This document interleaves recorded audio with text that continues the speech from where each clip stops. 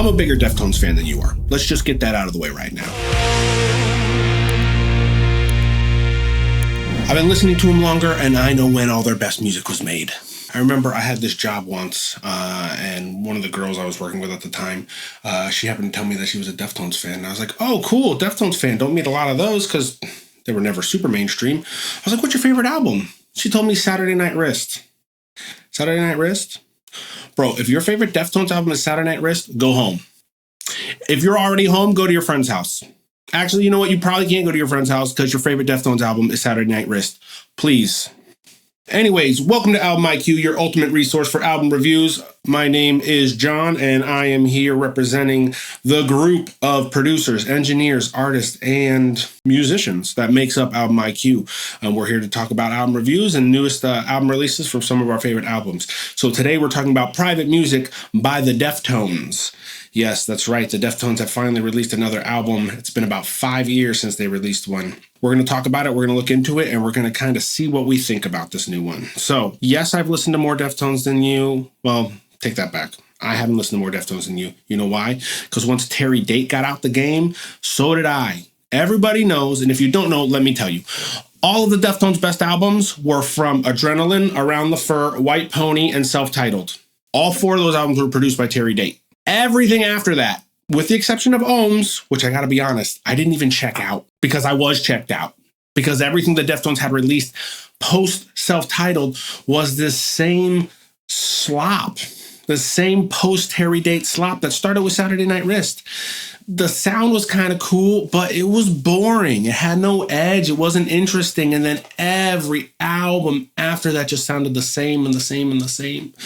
So Ohms was released in 2020 by Terry Date. Everything in between that, I honestly can't even remember. No Koi, whatever, Saturday Night Wrist, all the albums in between, to me, just kind of were snoozers, and I wasn't interested. And you're talking to somebody who has been a hardcore Deftones fan for a long time. Again, all 4 of those Terry Date albums are awesome. Awesome. Around the Fur, come on. White Pony, let's get real here. And that's, I think, is part of the biggest problem with the Deftones, is they have set a very high bar for themselves. And then something happened. I know there were, issues with Chi Chang and, which is super sad, and I get that. But their split from Terry Date was their split from being cool.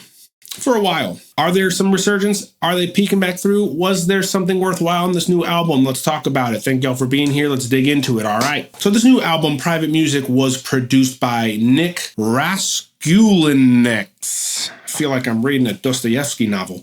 I probably said that wrong. Overall, Nick did a really great job. The album sounds great. Does it sound new, different, or interesting from all the other stuff they've done post Terry Date? Yes and no. Mostly no, a little yes. So let's talk about how the album released. It released with like a sneak peek, right? We were able to, at least the way I listened to, I listened lossless on Apple Music. The sneak peek that was kind of set out before the album fully released was My Mind is a Mountain and Milk of Madonna. So my first impressions were this: My Mind is a Mountain. It's cool. If I hadn't heard that 6,000 times before already, specifically from the Deftones, it was cool. It was fine. Sounded great. They did a great job mixing and engineering this track.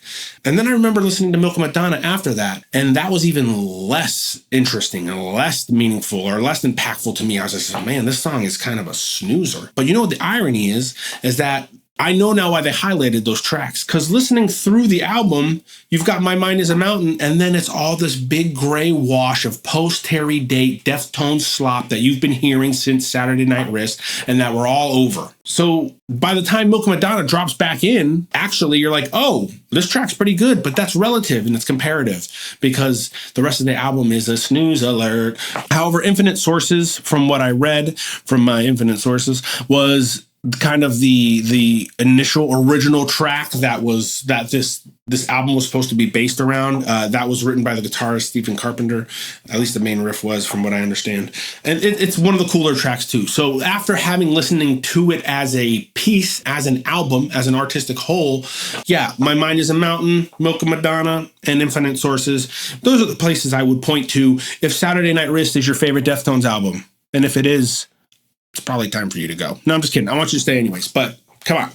But here comes the cool part, right? And so let's move towards the end of the album, right? We've gone through the vast majority of the album, and then at the end of the album, there's these 3 songs.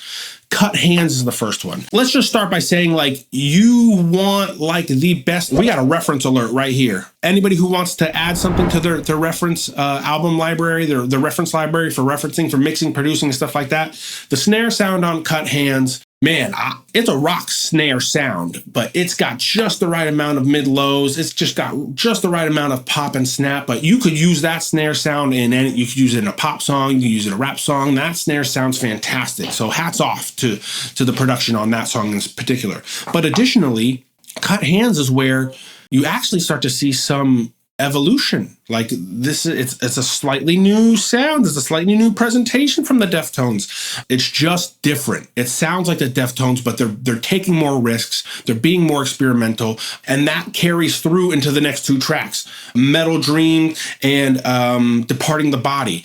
They're experimental with the vocals. They're kind of experimental with the vocal sound. It's a little bit more singing. It almost doesn't sound like Chino in one of the songs. I looked at the credits. It didn't credit anybody else singing, so I'm assuming it was Chino again, but it's just a completely different sound, something you've never heard from the Deftones before. And then same thing with Departing the Body. There's like synth parts and like arpeggiated synth parts in there and just stuff you've never heard from the Deftones before. And so my take on Private Music is they should have put all the other stuff on Saturday Night Wrist 2 and started the album at Cut Hands. Cut Hands, Metal Dream, or Metal Dreams, I'm not sure, and Departing the Body. That's where the album should have started. Had they started there and just followed suit with all of that and continued on that trajectory and on that path, man, we'd be looking at an evolved, improved, interesting, and nice addition to the Deftones album compendium. It would have been great, but that's not what they did. Overall, if you're fans of what you think is the Deftones sound, if you, like the person I used to work with, equate the Deftones sound and your favorite album, Saturday Night Wrist, cool, you'll like the vast majority of this album. If you're an old school, real Deftones fan, all Terry Date albums, again, Around the Fur, Adrenaline, I know that's slightly out of order, White Pony, self-titled, look, get past all the other stuff and then get onto this new stuff. It's not the same Terry Date stuff. It's not the same Terry Date Deftones. It's not the Deftones that kind of solidified themselves as like one of the coolest alt-rock bands to ever exist. But it's new and it's evolved and it's cool. And it's interesting for somebody who is a hardcore Deftones fan from back in the day and knows which Deftones sounds the best. It's cool to see that evolution. It's cool to have a new sound, and it's definitely worth a listen. The production and sound, I mean, it's great. It's great. It's great. What else can you say? Modern day production, especially for rock, pop, all of it. If you have even the slightest following or the slightest name or the littlest amount of money behind you, there's really no reason why you can't get that new, super crisp, super awesome, new modern produced sound. Deftones got it. Sounds great. And then, like I said, man, there's something special about that snare and Cut Hands. Y'all should check it out. It's fantastic. Lyrics and themes, I don't know. Have any of us ever really like renowned Chino Moreno for his lyrics? There's a hole in the earth. I don't know what that means.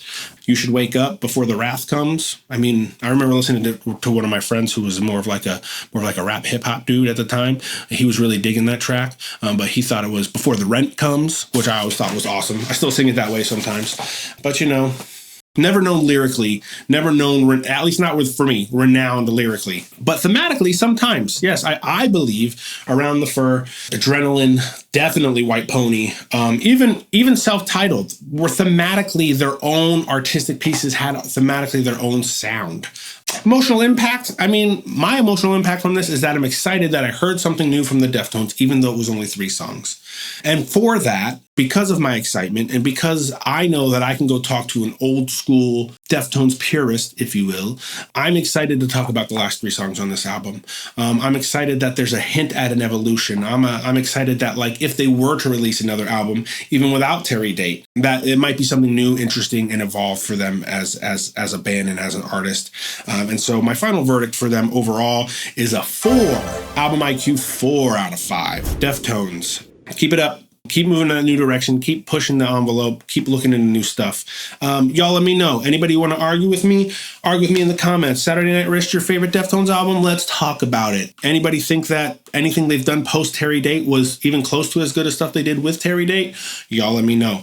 Other than that, thanks for listening. Thanks for being here. I'm John for albumiq, and we'll see you on the next one.